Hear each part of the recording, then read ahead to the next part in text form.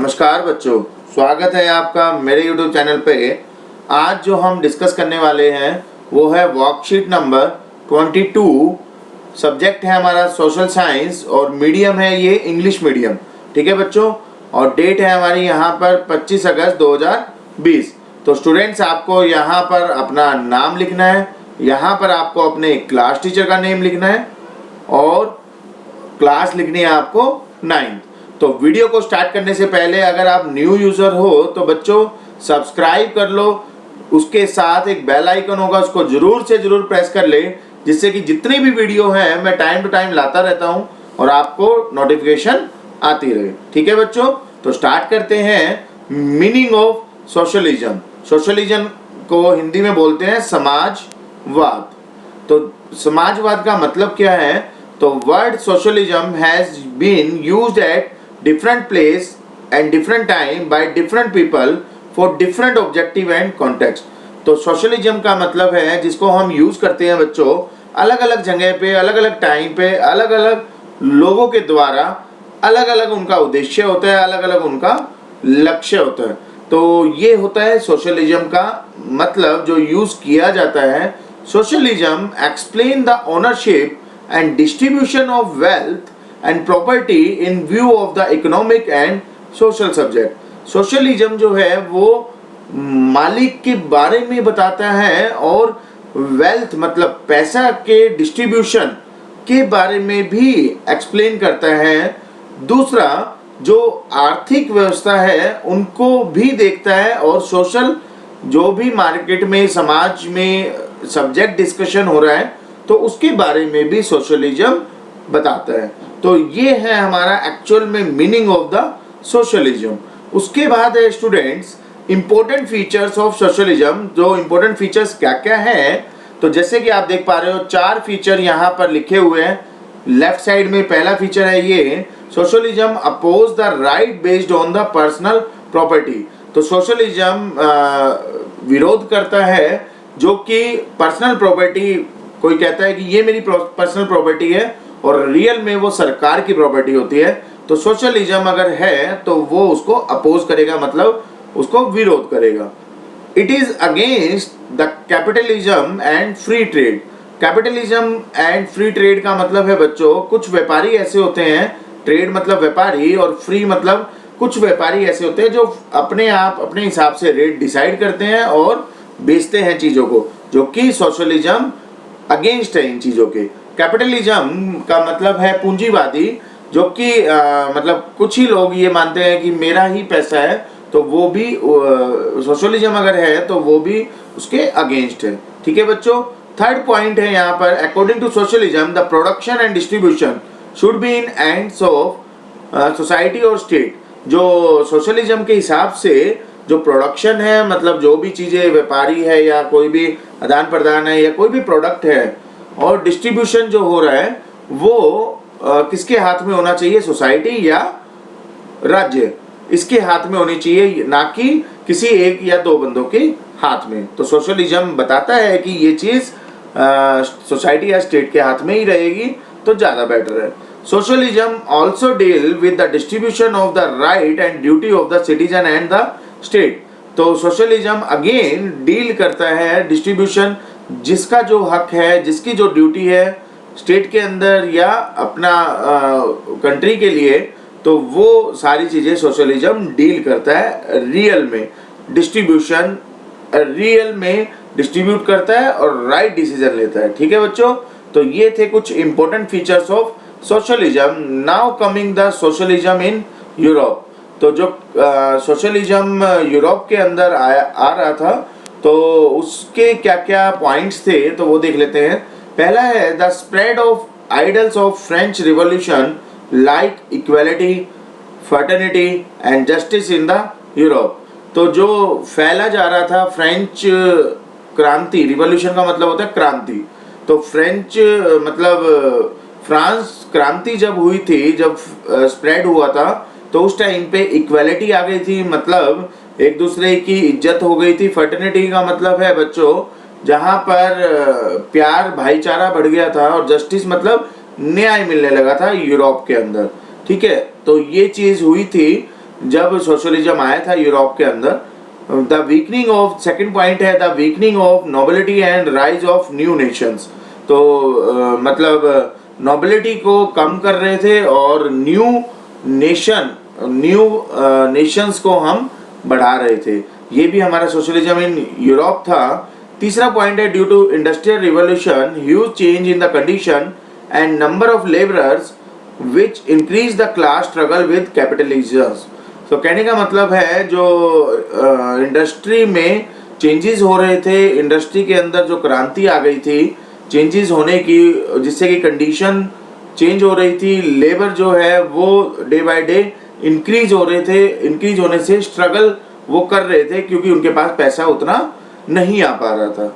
ठीक है, तो ये भी एक वो था, तो उसको भी विरोध करते हैं सोशलिज्म इन यूरोप। चौथा पॉइंट है बच्चों the rise of trade and middle class with the new discovery of science and development of the means of transport. तो कहने का मतलब है जो ट्रेड मतलब व्यापारी बढ़ रहे थे और अपने हिसाब से चला रहे थे, उसमें न्यू डिस्कवरी की गई साइंस के द्वारा और डेवलपमेंट किया गया मीन्स ऑफ ट्रांसपोर्ट के थ्रू। ठीक है बच्चों, और फिफ्थ पॉइंट है जो कि लास्ट है the effect of socialist like Karl Marx, Friedrich Engels and Hegel. So basically जो सोशलिस्ट थे ये कुछ पर्सन थे जिन्होंने इफेक्ट हुआ सोशलिज्म की वजह से। ठीक है बच्चों, तो these are the point under in the socialism in Europe. उसके बाद है the changing condition in Europe. Changing condition क्या क्या थी? पहले आया कंजर्वेटिव। कंजर्वेटिव में क्या था बच्चों? इन favour of old ruling system, monarchy and federal political system. मतलब होता क्या था, पहले जो है एक ही राजा होता था और वही पूरी प्रजा को संभालता था, और ये चीज़ कंजर्वेटिव मतलब पहले चल रहा था। ठीक है, बहुत पहले चल रहा था जहाँ पर एक राजा होता था और वही पूरे पॉलिटिकल सिस्टम, फेडरल सिस्टम को संभालता था। यही चीज़ हमारी ओल्ड में चल रही थी।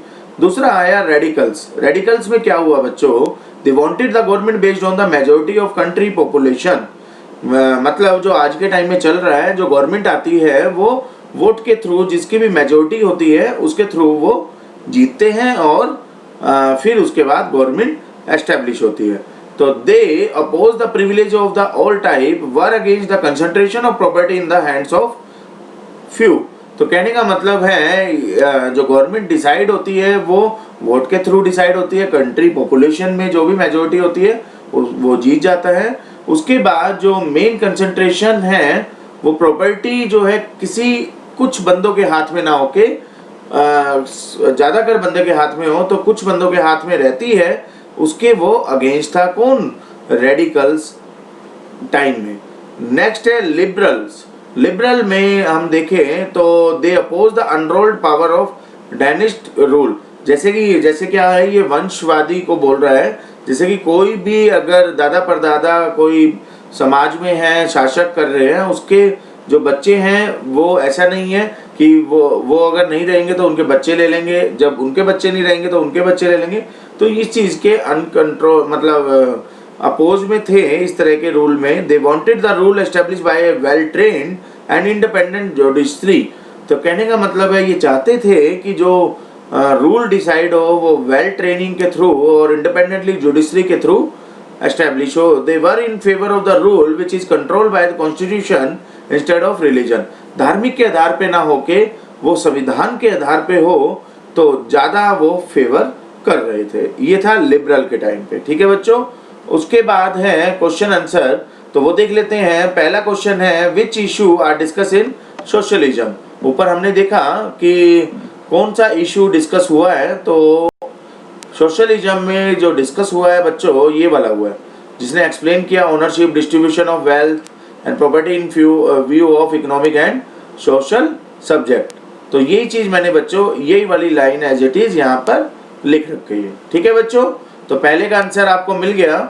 इसी तरह से आपको हर एक क्वेश्चन के आंसर लिखने हैं अपनी वर्कशीट के अंदर। तो देखिए सेकंड क्वेश्चन है बच्चों, what are the thoughts of socialism on wealth and means of production. तो ऊपर जो लिखा हुआ था इंपॉर्टेंस ऑफ सोशलिज्म, तो वो चारों के चारों पॉइंट यहाँ पर लिख देंगे हम क्योंकि थॉट्स ऑफ सोशलिज्म जब वेल्थ और मीन्स ऑफ प्रोडक्शन में आता है तो यहाँ देखिए पहला पॉइंट था अपोज कर रहा था based on the personal property, तो ये आ गया वेल्थ के अंदर। It is against the capitalism and free trade, ये भी वेल्थ के अंदर है। According to socialism the production and distribution should be in the hands of society और स्टेट, ये प्रोडक्शन के अंदर आ गया बच्चों। ठीक है, socialism also does the distribution of right and duty of the citizen and state, ये दोनों के अंदर आ गया। तो चारों पॉइंट हम इसके अंदर लिख सकते हैं जो importance of production importance of socialism था। ठीक है, तो आई थिंक आपको समझ में आ गया, चारों का मीनिंग मैं ऊपर बता चुका हूं। अगर नहीं समझ में आया तो आप वीडियो को दोबारा से देख ले। नेक्स्ट है question, which circumstances spread the pro socialism thoughts in the Europe. Europe में ऊपर जो दिया हुआ था जो फैल रहा था प्रो सोशलिज्म फैल रहा था यूरोप के अंदर, तो वो क्या क्या थे? तो 5 थे, जैसे कि फ्रेंच रिवॉल्यूशन आ गया था, उसके अंदर इक्वालिटी, फर्टर्निटी, जस्टिस हो गया था, वीकनिंग ऑफ नोबिलिटी हो गई थी and the rise of new nation हो गया था।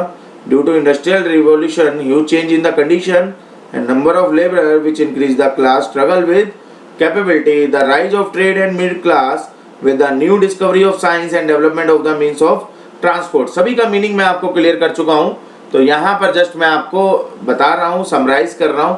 The effect of socialism like Karl Marx, Friedrich Engels and Hegel, तो ये आपको यहाँ पर लिखनी है बच्चों। ठीक है, तो थर्ड का आंसर ये रहेगा। फोर्थ का आंसर है बच्चों, how were the radicals and liberals different in thoughts, तो कैसे ये दोनों आपस में डिफरेंट है ये आपको बताना है। तो रेडिकल्स हमने देखा था, वो गवर्नमेंट चाहते थे based on the majority of the country population, और अगेंस्ट थे कि जो प्रॉपर्टी है वो कुछ ही के बंदों के हाथ में है, उसके अगेंस्ट थे ये, तो ये था रेडिकल्स। लिबरल क्या कहते थे, वंशवादी नहीं होना चाहिए, और दूसरा ये कहते थे कि रूल डिफाइन हो, एस्टेब्लिश हो well trained and independent judiciary से, और ये संविधान को फेवर करते थे रादर देन रिलीजन।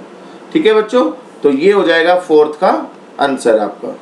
फिफ्थ है जो कि लास्ट क्वेश्चन है इस वर्कशीट का, fifth question, what are the reasons of class struggle between labourers and capitalist according to you, write briefly.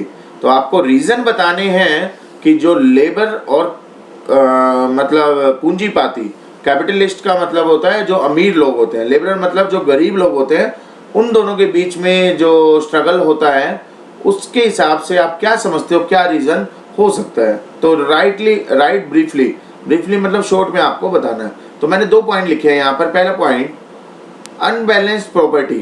पहला पॉइंट ही यही है कि प्रॉपर्टी जो है दोनों की अनबैलेंस होती है, मतलब एक के पास तो अथा पैसा होता है और एक के पास कुछ भी नहीं होता है।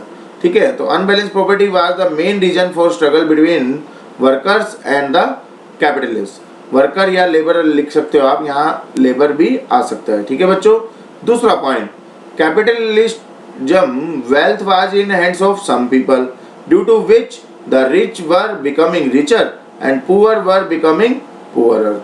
ठीक है, तो ये चीज है यहाँ पर, कहने का मतलब है कैपिटलिज्म के अंदर जो पैसा है कुछ ही बंदों के पास है, तो उससे होगा क्या, जो अमीर आदमी है वो अमीर होता जा रहा है, गरीब आदमी गरीब होता जा रहा है। ठीक है, तो ये थी बच्चों आपकी वर्कशीट, और ये थे आपके क्वेश्चन आंसर जो कि आपको वर्कशीट में टाइमली कंप्लीट करने हैं। ठीक है बच्चों, तो वीडियो अगर आपको पसंद आई है तो लाइक जरूर करें, उसके साथ अगर न्यू यूजर हो तो सब्सक्राइब जरूर कर ले विद बेल आइकन, और जल्दी से आप शेयर कर दीजिए अपने फ्रेंड सर्कल और व्हाट्सएप ग्रुप में, जिससे कि वो जल्दी से जल्दी सभी बच्चे वर्कशीट को कंप्लीट कर पाए टाइमली।